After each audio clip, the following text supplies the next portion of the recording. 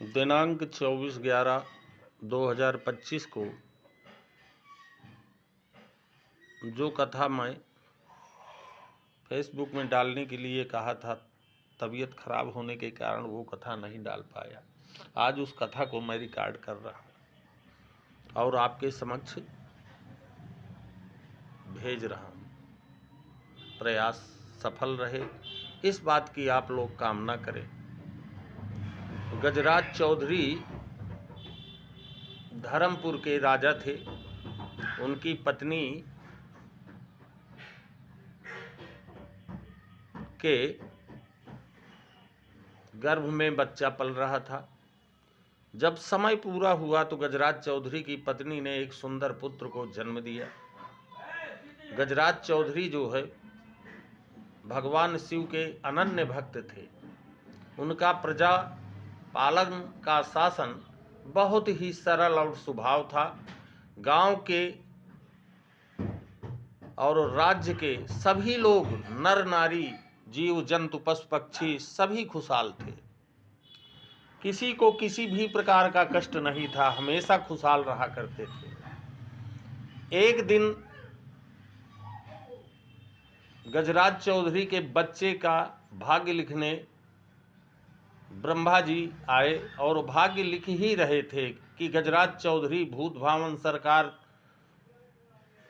शिव जी का अनन्य भक्त था। तो उनको जो है आभास हुआ कि कोई हमारे घर आया है, और देखा जब उनकी आत्मा ने तो ब्रह्मदेव से कहा कि ब्रह्मदेव आपको मेरा प्रणाम स्वीकार हो। गजराज चौधरी का प्रणाम ब्रह्मा जी ने स्वीकार किया और चौधरी ने कहा कि प्रभु आप यहाँ क्यों आए हो? बोले आपके बच्चे का मैं भाग्य लिखने आया हूँ और लिख रहा हूँ। बोले क्या लिखा मेरे पुत्र का भाग्य? कहा पहली बात तो तेरे पुत्र का नाम कुंवर होगा और तेरे बच्चे का भाग्य ये है कि यह जब बड़ा होगा, किशोर अवस्था में आएगा और इसका विवाह अगर हुआ तो ये उसी सुबह जिस दिन इसका विवाह होगा उसका जब प्रातः काल आएगा तो उसी प्रातः काल में इसकी मृत्यु हो जाएगी। बोले प्रभु ये तो बहुत विचित्र घटना आपने लिख दिया मेरे बच्चे के भाग्य में, तो मैं क्या करूंगा? मेरा आगे वंशज कैसे बढ़ेगा, इसके विषय में बताइए। बोले ये तो मैं भी अब इसका भाग्य बदल नहीं सकता, जो लिखना था वो सो मैंने इसके कर्मानुसार लिख दिया है, अब आगे प्रभु जाने। ऐसा कह करके जो है ब्रह्मा जी अंतर ध्यान हो जाते हैं। पुत्र बड़ा होता है, जब पुत्र बड़ा होता है तो वह धर्मज्ञ और शीलवान, दयावान निकलता है। एक दिन जो है साहूकार के बच्ची का विवाह हो रहा था, वहां कुंवर पहुंच गया चौधरी का पुत्र। वहां देखा कि बहुत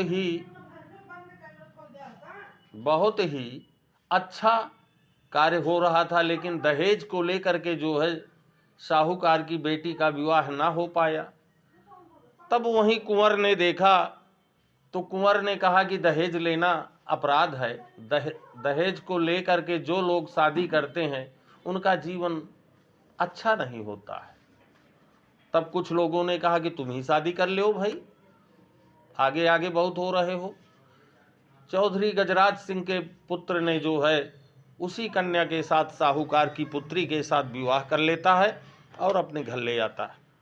फिर क्या होता है, जब घर ले आता है तो चौधरी सूख गया। बोले अब तो मेरे पुत्र का जो है प्रातःकाल प्राणांत हो जाएगा, अब क्या होगा? इसी सोच में दुखी पद्मावती ने जो है पिताजी से कहा, ससुर से, कि पिताजी आप किस चिंता में डूबे हैं? बोले मेरे पुत्र का जो विवाह है हो गया है, अब ये प्रातःकाल का मुंह नहीं देख पाएगा, जब प्रातःकाल होगा तो इसके प्राण निकल जाएंगे। बोले ये पिताजी आप कैसे कह रहे हैं कि इसका प्राण निकल जाएगा? बोले ब्रह्मा जी भाग्य लिखने आए थे, जब मेरा बच्चा जो है छोटा था तो मैंने पूछा था कि क्या कर रहे हो? भगवान भोलेनाथ की कृपा से मुझको वो शक्ति प्राप्त थी कि कोई घर में आता तो जान जाता था जान जाता हूँ। तो उसने जो है सारी व्यथा बता डाली। इसके बाद क्या होता है, बहू जो है भगवान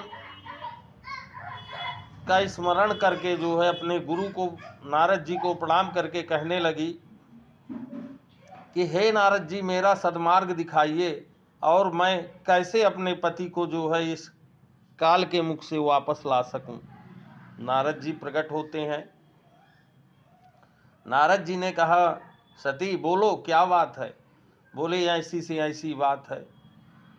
बोले एक चीज है, आप जो है अपने पति को इसी प्रकार लेकर के जाइए और जल्दी ही वहाँ गंगा सागर पहुँचिए और गंगा सागर का स्नान कराइए, जिससे जो है तुम्हारे पति की आयु बढ़ जाएगी। गंगा मैया जो है असीम कृपा बरसाएगी। इस तरह से जो है सती पद्मावती ससुर से कहती है और अपने पति को लेकर के गंगा सागर स्नान करने के लिए पवन की गति की तरह चलने वाले घोड़ों को बांध करके जो है गजराज चौधरी जो है अपने बहू को और अपने पुत्र को विदा करते हैं।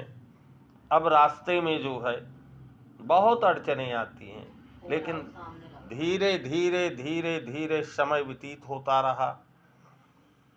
गंगा सागर के निकट पहुंचते हैं तो रास्ते में एक नदी पड़ती है। उस नदी को देख करके जो है परेशान होती हैं। संध्याकालीन बेला थी, या नदी को पार करने के बाद ही गंगा सागर आ गया था सामने। तो एक केवट जो है, नारद जी केवट का वेश बनाए। केवट कौन था? नारद था, बन के आ गया।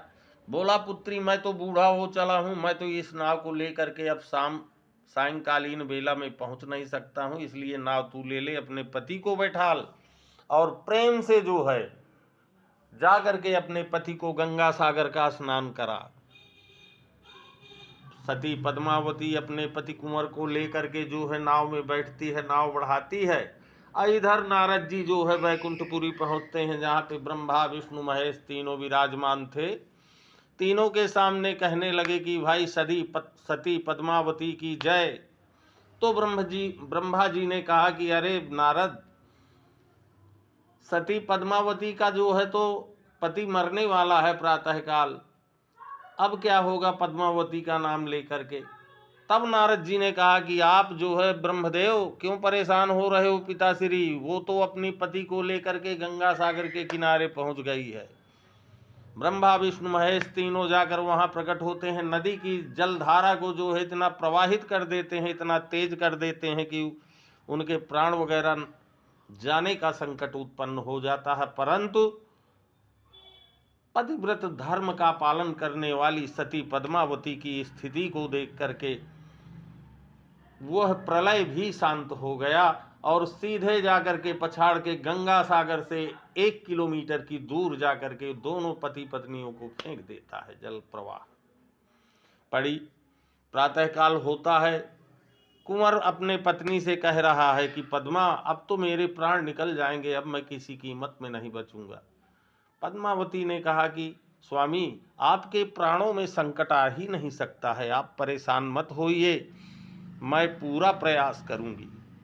क्या होता है, धीरे धीरे प्रातःकालीन बेला प्रारंभ होती है और कुंवर के प्राण निकल जाते हैं। सती पद्मावती विलाप करती है और गंगा मैया का स्मरण करती है, उनसे विनती करती है कि मैया, मैं तो मजबूर हूँ, अपने पति को लेकर के आपके दरवाजे तक आ गई हूँ और तुम तो मजबूर नहीं हो।